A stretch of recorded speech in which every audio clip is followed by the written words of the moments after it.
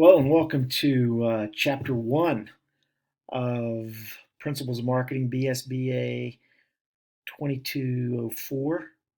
My name is Jim Davis. I'll be your instructor this semester. You've probably seen me in a video or two before.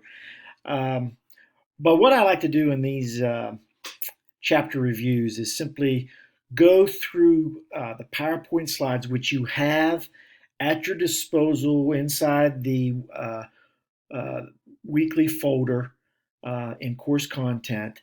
I'll go through these fairly quickly, giving you some highlighted areas. I won't go over every slide, but I would like for you to review the slides. But we'll just go over some of the quick, important highlights of the chapter. So here are the learning objectives, and feel free to pause this video at any time because I will, instead of making the video 60 minutes long, we can do it in 20 minutes, and you can pause at any time when you want to take a little further look at some of the information. But here's the learning objectives and the first objective that we'll be going over the next few slides. So one of the first things that in marketing that you're going to hear is you're going to hear the term marketing mix. Now, if you've taken marketing before, maybe in high school, or you may have heard this term before, but the marketing mix simply means the 4 P's of marketing. And you've probably maybe heard of the 4 P's, which are product, price, promotion, and place. Place meaning distribution. The 4 P's, or these 4 elements, make up the marketing mix. And every employee of every business somehow is involved with one of these 4 P's of marketing and involved with marketing in general.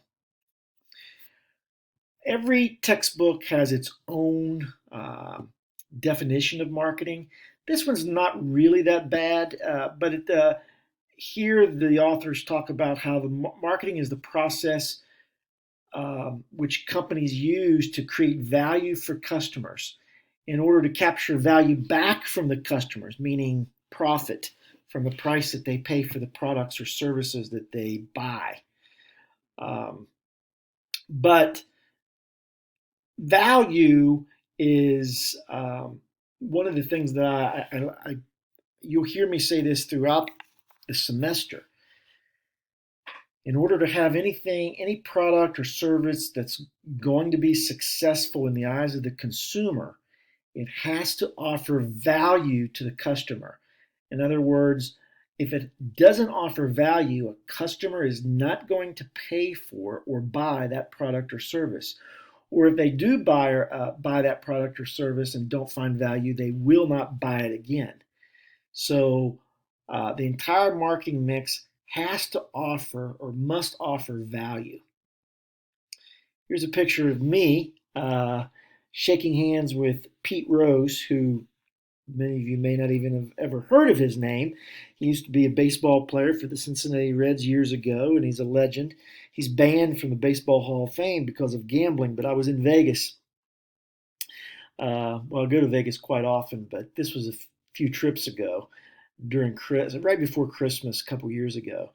And I was walking in a mall at the MGM, inside the MGM casino, and Pete Rose was in this sporting goods store signing autographs. My point about this picture is Pete Rose was basically marketing himself. He was selling autographs for about $80 on a baseball or a poster. And I went in and got a baseball sign for my best friend because he's actually a Cincinnati Red fan, and got it for him for Christmas.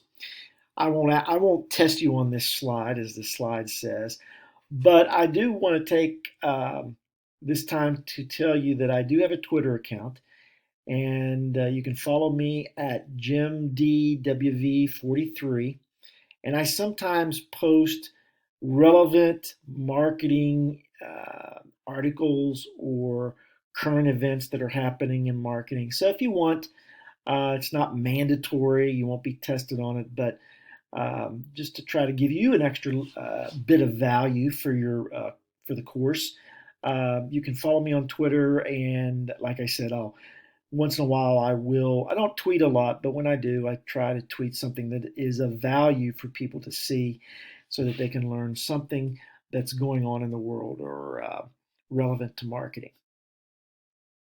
So, what is this marketing process? And I think this chapter sort of goes through this in detail.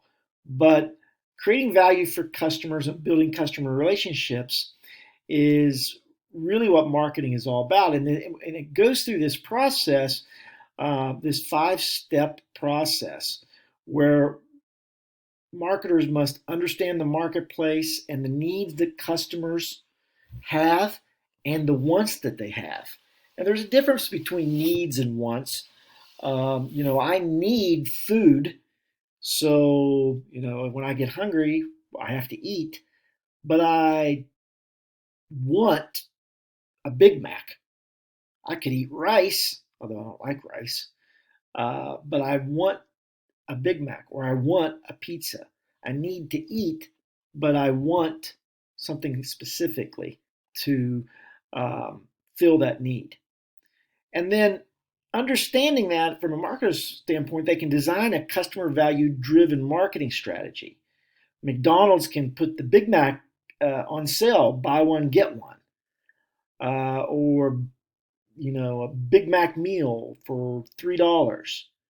They can design some type of marketing strategy to try to not only fulfill my need, but also to satisfy the want that I have. Construct an integrated marketing program that delivers superior value.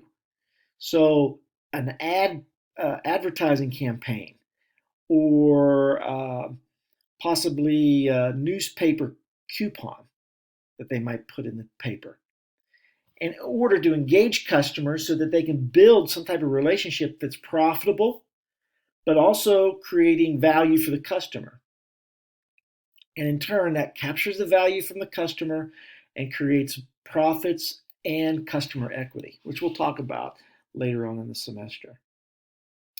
This is a picture of me about 8 years ago. My hair has a little bit less gray in it, and that's my daughter. But anyway, 8 years ago, we created a new business called West Virginia Discount Medical, and it was a medical equipment store. We sold wheelchairs and walkers and crutches, any type of equipment that had to do with medical equipment was what we sold.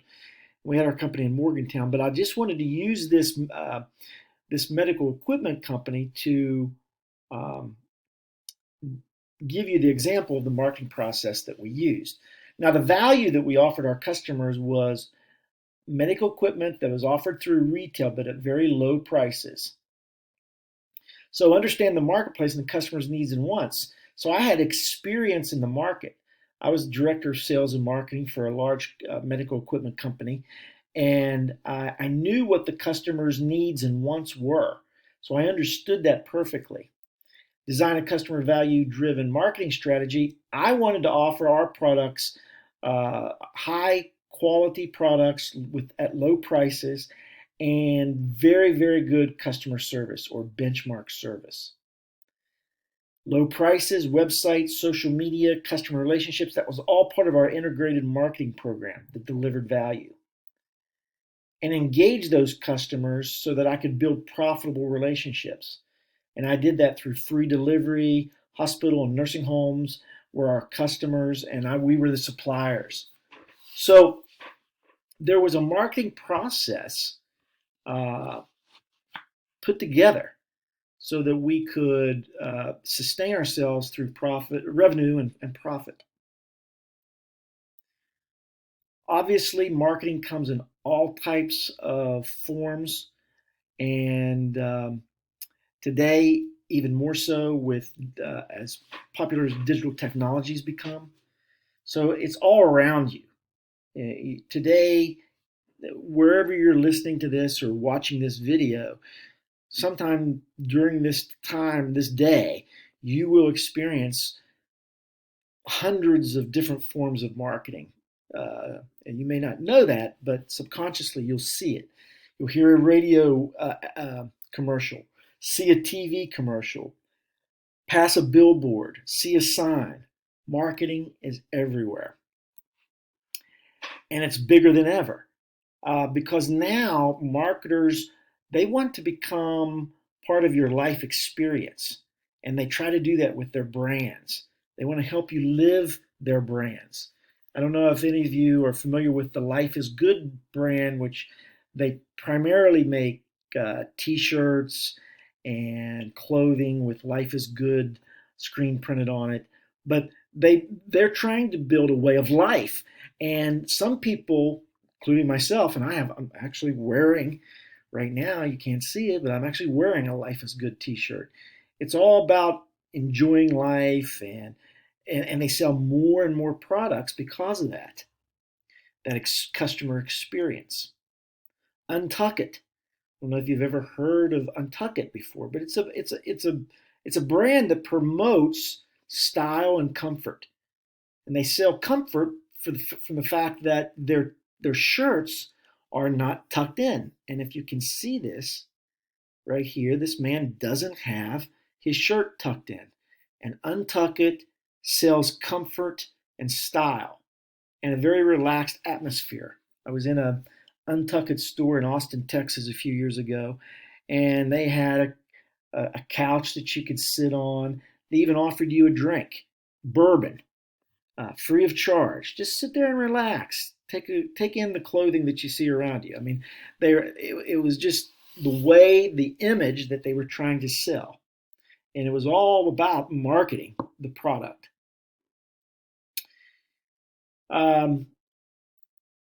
The 5 core marketing concepts, and we're going to see them here as we go through the next few slides.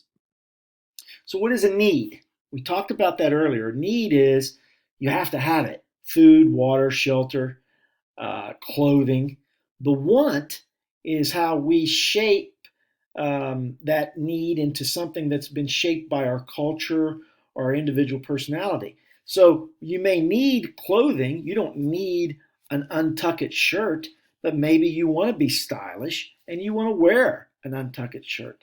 So that want creates demand. So demand are human wants that are backed by buying power. Basically what that means, you have to have buying power in order for there to be demand. So remember that. You might see that again. You have to have buying power, or buying power has to exist with your customers in order for there to be demand. And I'll talk about that in just a few short seconds. We need food, but we want a Muriel's Pizza.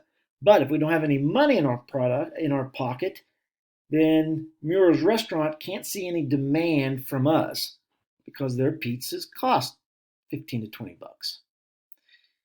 This is a Rolls-Royce Phantom. The retail value, this was a couple years ago, but around $500,000. There's a demand for this product, but there's not very much demand for this product in Fairmont. There's not too many people that go around driving Rolls-Royces. So you won't find a Rolls-Royce dealer here in Fairmont. You might find it in Hollywood or Beverly Hills, where there's lots of people that can supply a demand for the product. So buying power has to exist. Market offerings come in everything from services, information, products. There's just all sorts of different forms that marketing or market offerings take.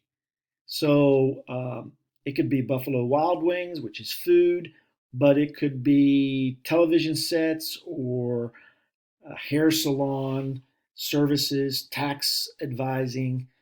And so this is, we're going to see a lot of market offerings as we go throughout the semester. Marketing myopia is basically when the marketer focuses on the wants, but they lose sight of the consumer's needs. And just to give you an example of that would be someone who's trying to sell you something more than what you really need. Let's say you want to buy, you need a watch, but you only have about 50 bucks, and they try to sell you a $300 iWatch. They're losing sight of what you really want or what your need is, just something to tell time. And they only focus on the wants of the consumer. Obviously, we all want an iWatch, possibly, but if we only have $50, then we just need to take care of the need. And as I said, market offerings come in many forms: products, services, entertainment. This is Jerry Seinfeld, a comedian. Sports. Market offerings are everywhere. It doesn't. Sometimes you might get confused that a market offering is just a product, but it's so much more than that. Services, cable television, utilities, all of these are market offerings. I said very earlier in the slide presentation that we have to offer value. Well, customers only receive value when they are satisfied with a product or the service. And their expectations, you have to exceed their expectations in order for there to be value. If the features produce benefits, and if those benefits for the customers don't provide value, then the customer is not going to be satisfied. There's an exchange whenever we buy something, usually in money or monetary terms. We've pretty much covered this, but there has to be, in order for there to be a market, there has to be buying power with the customer. And so this is just sort of how the goods and services circle back, where a company makes a product, market intermediaries get that product to the final consumer. Final consumer buys that from the company or the competitors, and so this flow of money is the modern marketing system. This flow of goods and services and profit and revenue is part of the modern marketing system. I don't think there's anything here that I want to cover.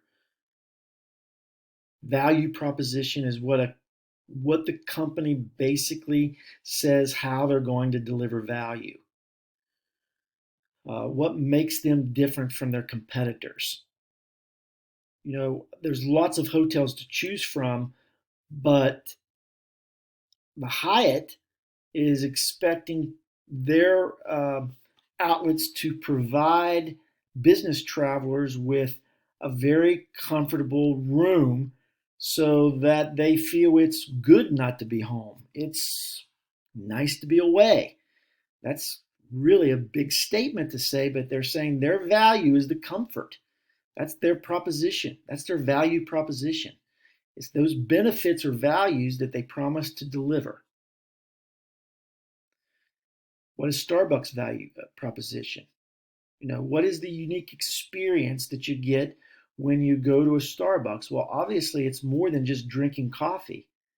They have a lot of different varieties of drinks, and it's a very relaxed atmosphere, free Wi-Fi.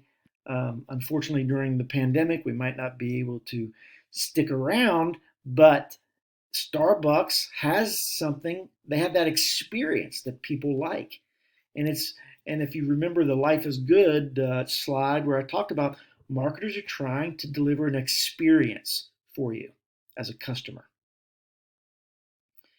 So when you look at all the different types of concepts, from the production concept, product, selling, marketing, and societal marketing concept, and we'll talk about all of these, it's all about trying to deliver some type of value to the customer. If we looked at the difference between the selling concept and the marketing concept, it's quite simple. The selling concept focuses just basically on profits, selling the product. So getting it from the factory, focusing on the products, selling and promoting it, and then getting the profits from through the sales volume is the selling concept. You might, if I gave you a good example of this, it might be like you might think of a used car salesman who the only thing they're really concerned about is getting you in that car, signing the contract, getting their money, and seeing you drive away and hoping they never see you again. Whereas a marketing concept might be a major automotive dealership where they are looking at the market and they're looking at customer needs. And they're providing products that fulfill those needs, whether it be simply transportation or a work vehicle or a sports vehicle, whatever the case may be, and then using integrated marketing to actually pull the customer in and buy the product. And then they get profits through customer satisfaction. In other words, they want to get the customer in over and over and over again to buy multiple cars over their lifetime. And so that is more of a marketing concept. So it's not just one sell and it's over with the selling as the selling concept displays, but it's looking at the customer and trying to satisfy their needs by providing value. And that is the marketing concept. And that's where most companies today are going to be. They're going to be using that marketing concept. Now, there's some companies that still use the selling concept, but not many. And we'll talk about those later.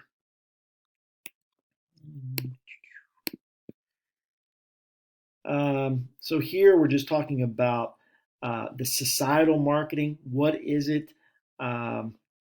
This is where the company is looking at the long run interest of society in general.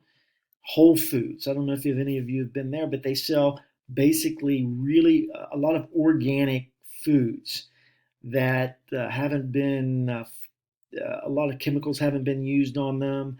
And it's not cheap. You go into a Whole Foods, they're very expensive, but their staff is very knowledgeable about their products. They offer a lot of advice, and they are looking to provide a sustainable food chain for society. And so it's society's long run interests. So they use this societal marketing concept. We talked about the 4 P's early, but what is integrated marketing? Integrated marketing is when the whole company communicates and delivers a message to the customer. It's not just the salespeople, but it's also um, the people inside the company. Everyone is saying the same thing. The branding is the same. The message is the same. It's integrated into the company throughout. And so it's this comprehensive plan that communicates and delivers intended value to the customer.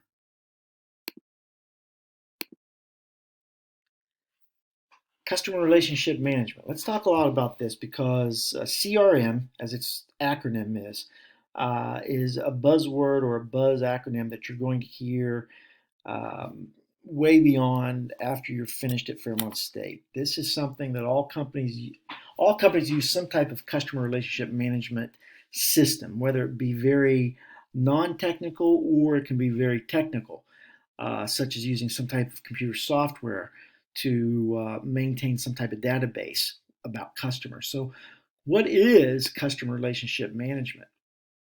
Well, it's all about relationships and delivering some type of value and satisfaction to those customers. But the key word is relationships.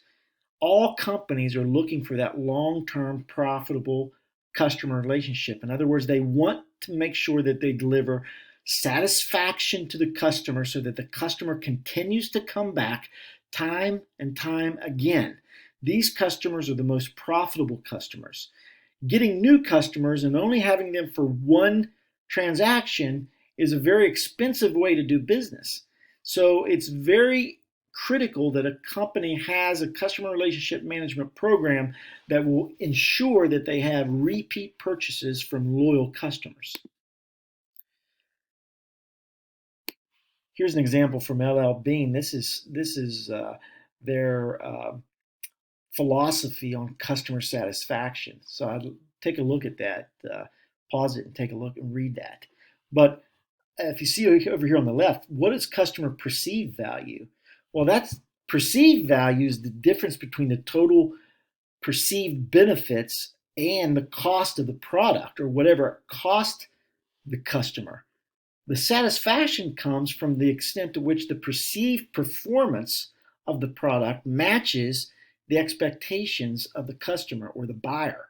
So if I buy something, um, if the cost outweighs the benefit, I'm not going to have or see or perceive very much value to that. On the other hand, if I buy a product and its performance is more than I expected, I'm going to be satisfied, and there's going to be customer satisfaction in that scenario. If I buy something and the performance only equals what I expect, the customer satisfaction is actually very minimal. If it only does exactly what I think it's going to do, then yeah, I'm not all that satisfied with it. Take a toothbrush, for instance. The last time that you bought a toothbrush, you might have paid $3 or $4 for it. Wow, did it do anything that really wowed you? Mine hasn't. I mean, my wife could say, "Were you really happy with that toothbrush?" And I said, "I don't think so. I mean, it brushed my teeth, but so did all the others that I've used before." So its performance just basically matched my expectations. Wasn't too much customer satisfaction. In fact, when I go to a store to buy a toothbrush, I have no brand loyalty whatsoever. I'll usually I don't like pink toothbrushes. I always buy my wife a pink toothbrush. I like blue or red so that we can tell the difference and we don't use each other's toothbrush. But I think you get the gist of that. Customer engagement. Here's another life is good example. Life is good tries to engage their customers in their product. And they do that by spreading optimism because all of their t-shirts have some type of optimistic message. And they try to get that in their brand community, in the conversations that people have online with them. And they're trying to engage the customer. And they build a very loyal customer base that way. I can tell you that I'm one of their loyal customers. Every time I see an ad on Facebook with some new designs, I go into that ad and I look to see if there's something I want to buy. And probably about 40, almost 50% of the time, I'll purchase a new t-shirt. I've got like 30 of these Life is Good t-shirts. Consumer generated marketing. More important today than it's ever been. Now that we have the ability through technology, through social media, through Twitter, Facebook, Instagram, TikTok, through websites, consumers generate marketing for a company. And so obviously this consumer generated marketing from a company standpoint, they want it to be very positive. If something bad happens to you or you are really dissatisfied with a product that you buy, more than likely you're going to display your displeasure through maybe a social media post. So consumers generate marketing, and it's really the company's goal. And trust me, they have lots of people working in this department monitoring social media just to make sure that nothing negative is being said about their products. I can tell you that my daughters and her boyfriend went to a restaurant in Pittsburgh, and they found a hair in their food. And my daughter's boyfriend posted it on Twitter. And on their drive home from Pittsburgh to Morgantown, the restaurant tweeted him back an apology and a coupon for a free meal next time that they visited their restaurant. So I can tell you that companies are very aware of social media and digital marketing. This consumer-generated marketing is a new phenomenon that's out there. Partner relationship marketing talks about companies and how they can bring value to their customers through other departments or even through their suppliers. Customer lifetime value. This is an important term. I'd like for you to really understand it. This is the value of an entire stream of purchases that a customer will make from a company during that customer's lifetime. So I mentioned earlier about an auto dealership. An auto dealership is really interested in trying to maximize customer lifetime value. So if you buy a car at a dealership, it's very possible that you'll buy another car. In fact, I use myself as an example because over my lifetime up to now, I've purchased, leased, or took possession uh, of company vehicles totaling 25 in total, equaling approximately $500,000. So over my lifetime, I've had about 25 cars. Actually, make that 26 because I just leased a new one over the summer. Um, and but that's a lot of money for one person, and lots of most everyone will have that or exceed that type of value in the cars that they purchase or lease over their lifetime. And it's obviously the company's objective to try to maximize customer lifetime value. I'm not going to go over this. This is just share of customer, which take a look at this. It's just basically the portion that a company gets from the purchase that I make. So up to this point, Ford Motor Company has had the highest share of my purchases. I've had 10 Fords over my lifetime to this point. General Motors has had 8. Chrysler 2, Nissan 3, Subaru, Renault 1. That was a real lemon here, the Renault. But anyway, we'll buy another. I don't think they're in business anymore. Customer equity is the total combined customer lifetimes of all the company's customers. So a company's customer equity is how much, really how much they've sold to their customers.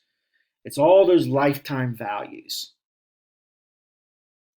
combined. There's different types of customers we can classify. Uh, True friends are really profitable customers. They're long term and they're very profitable. We want to keep them. Butterflies are profitable, but they sort of go away real quick. So they're short term. Now, we would like to take those butterflies and make them true friends if we possibly can. Strangers are short term. Um, we don't make as much profit from them, but we try to make as much profit from them as possible. They may turn into these. And then barnacles are customers we really don't want, but they're extremely loyal, but they constantly cost us a lot of money to keep. So it might be a customer that actually complains a lot, brings their products back, wants refunds, wants repairs when it's really their fault. These are customers that aren't profitable, but for some reason they stick with us and we just try to get rid of them. Because some customers are not worth keeping. And so marketers have to be aware that there are those types of customers.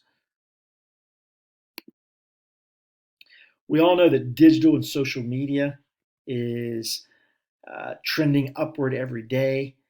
Millions and millions of hours of video are put on YouTube every day. And so it's very obvious to marketers that they have to be aware of and stay on top of digital and social media marketing.